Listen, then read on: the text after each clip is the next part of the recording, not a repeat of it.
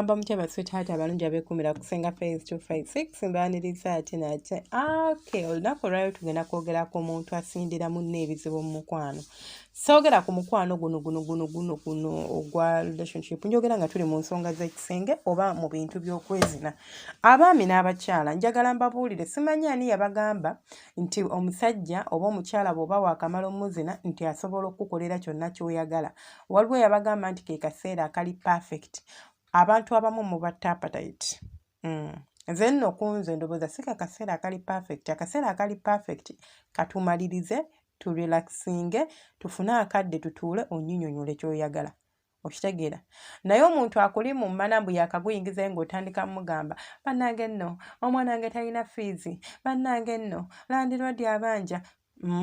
Nze nno ndowooza ebyo si birungi. Ebintu by'okusindira omuntu ebizibu ng'akulimu ebiseera ebimu kijja kumuleetera okulowooza nti gwe buli bw'akuyita okwegatta naawe alina okukuwa ssente kubanga oba n'ebizibu. Kijja muleetera okulowooza nti alinga akugula oba alinga akusasula oba alina ky'asasulira. Anti buli bwe yeegatta naawe bizibu by'osinda. Ekimuleetera okukukyawa n'okkuvaamu ne yeefunirayo omuntu omulala n'abeera tamukaabira bizibu bw'atyo. Ebizibu si kibi obbikaabira omuntu gw'oli naye oba obbigabanako n'omuntu gw'oyagala naye mu kaseera ki? Mu kaseera ki? Ba partners oba abaagalwa tubafuna kutuyambako. Kutuwa ssanyu ly'oku nsi, kubeera nga basobola otuyambako nga tulina obwetaavu, naye ate tetulina kiyitiriza. Tetulina kiyitiriza. Abantu babikoowa. Bannange, gwe imagine waakayingizaayo omukira waakazinako olutwemu. Naye baby, kwagamba muli mu engeri y'okusikinaye ye asikina asinda bizibu. Kaŋŋambe bwendo. Omanyi baby, sekolinteko baby kankubuulire sekolaba. Lantiroodi omanyi amanja. Omusajja ebiseera ebisinga bw'akusuubizanga kaabe mukazi ng'ekintu ky'akusuubiza kikusuubiza kuli mu magulu. Nkakasa nti 75% asobola okwerabira ebintu by'aba ayogedde awo. Kubanga abeera too excited okusuubiza ekintu nga taba soba. Aba too excited okusuubiza ekintu n'akituukiriza nti abadde akitegeeza. So twewala embeera bwe zityo tubeere ng'ebintu ebimu tetubikola. Bitulabisa bulabisa. Kitegeera. Ne bw'oba olina obwetaavu eri omwagalwa wo teweetaaga obeera nga kalamu blackmailing nga kaŋŋambe.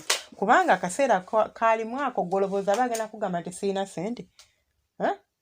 Aba alina either kugamba ye tujja bikolako katulabe ekyokukola oba si kugamba ekyo nga bagenda kugamba omanyi bebi wange nja kuwa ng'agenda kuwa positive answer. Tasobola kuwa answer egenda kumalamu ki maanyi kubanga ekisooka akwetaaga. Mu kaseera kaalimu ako teyandiyagadde ogambe biki omanyi abakazi n'abasajja of course. Waliwo abasajja abalina abakyala nga gwe wamufuula lusuku.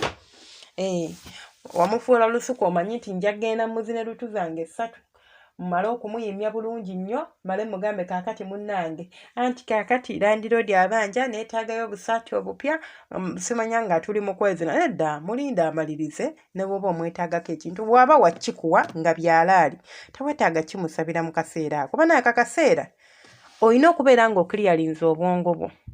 Ekisookera ddala okubeera ng'okanyumirwa. Olina okubeera ng'ofokasinze ku ekyo ky'oliko okubeera ng'okinyumirwa and you are in that place. Si kubeerawo olowooza simanya mali yange baagikutte naye ekikazi kino kinampa ssente kweri neetaaga kimpe ssente nsooke ngiggyeyo emali yange gye baakwatidde wali e Mombasa. Kaakati omanyi ate spare ennaku zino naye tebikyatambula bulungi. Kaakati omukazi ono nkoze nti omugyamu ssente za renti oba omusajja ono by'olowooza. Kati mwe abakyala ng'ovaawo ng'ogamba simanya mbusiina amazzi mbusimanya senga simanyi bw'antandika ngenda n'entoba bulungi nnyo. Naye ate awo along the way anzinamu eddakiika nga 10 emmana n'ekala. Senga ne bwengezaako fokasinga nti amazzi gajje bannange tegajja. Ganajja gati. Ganajja gatya ng'olowooza fiizi wa mwana? Ganajja gatya ng'olowooza simanya nnyumba tonagisasula? Ganajja gatya? Mu kaseera ako teweetaaga loboozi. Ebyo byesonyiwa sometimes twetaaga essanyu lino liri receiving oba oddifuna nga liri uninterrupted. Teri kyataaganyiziddwa. The receiving bulungi nnyo ogenda nakumaliriza bw'onaaba receiving bulungi nnyo ng'owulira kati obwongo bwo buli soba nga busobola okulowooza ekiddako. Very clear. awo osobola okulaba nti obadde tomanyi nti ate osobola okukola kino okufuna feezi w'omwana ogenda okulaba nga ogamba kanono ka pulaani kalinza okumpisaawo olaba ekakuyisaawo kituufu era feezi n'omufuna gw'obadde oyaayaanira naye kaakati omusajja akulimu bw'oyogera ebitakwatagana atuuka n'akweta mwana otandika okubeera ng'omukubira amasimu takwata.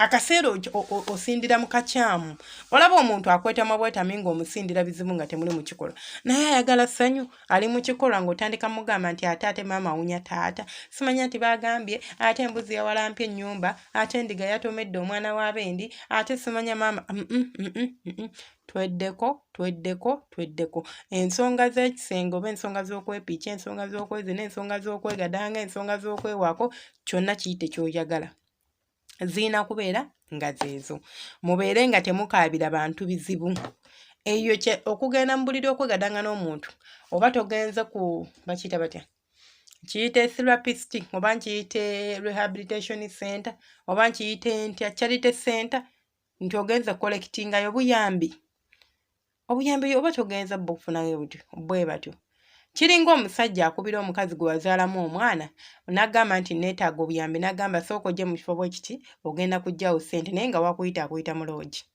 gw'olowooza omukyalo oyo akuwaako ng'ayagala kwagamba obeera ng'aguze malaayi era agenda kujja naye tagenda kujja out of love ajja kujja kuweeko atwale ssente kubanga azeetaaga naye ng'ate si kituufu abantu abakaabira bannammwe ebizibu nga muli mu nsonga z'okwezina mweddeko mukikomye mukireke si kirungi kijja kuleetera okuluzinga chansi yo ennungi osobola okuba ofunye omusajja ng'alina potential ng'asobola okubeera nga akutuusaako ebyo by'oyaayaanira asobola okukolera ne bizinesi oluusi n'osurvivinga naye n'omwegobera oba osobola okuba ng'ofunye omukazi nga mu butuufu alina ssente ng'era ali willing okukwata ku mukono obeere ng'okyusa obulamu naye olw'ebyo by'oba okoze kubanga olaba abantu abo balina ssente njagala nkubulire one of the things oba ebimu ku bintu bye banoonya mu mukwano kusanyusibwa mu kitanda kubanga kati akunoonyaako okyayina takunoonyaako ssente takunoonyaako ebintu banoonyanga 3-4 kasita omusanyusa mu kitanda kasita omuwaka care kasita omulaga affection ne love ebisigadde biba biwedde kasita omwenyumirizaamu oba ojja mufunamu ky'oyagala kati ate gwe bw'ogenda n'amaddugo n'omululu gwo buli bwakuyita ne mwegatta n'otandika omukaabira ebizibu mbona ogenda mugamba kakati nina ettaka lye njagala ogula ajja bbikiriza naye kyova tebabituukiriza kubanga yabisuubiza talisoma kijjamu kaluubirizo bbituukiriza munzikiriza enkome wano kamba siibula abanjagalire era abankuumira oyo atakuumira mpeera mubeere bulungi mwebale kusharinga kulikinga commentinga n'okubeera nga musubscribinga gwalina ekibuuzo kyo alina kyoyagala okuwabulamu alina kyotereeza alina kyoyongera ku vidiyo yaffe osobola ogireka mu comment section oba ggwe ayagala okwogerako nange private nsayanku +256 785 40 28 60 ku whatsapp kokka sindikira whatsapp message wabula nja kusaba obeere mugumiikiriza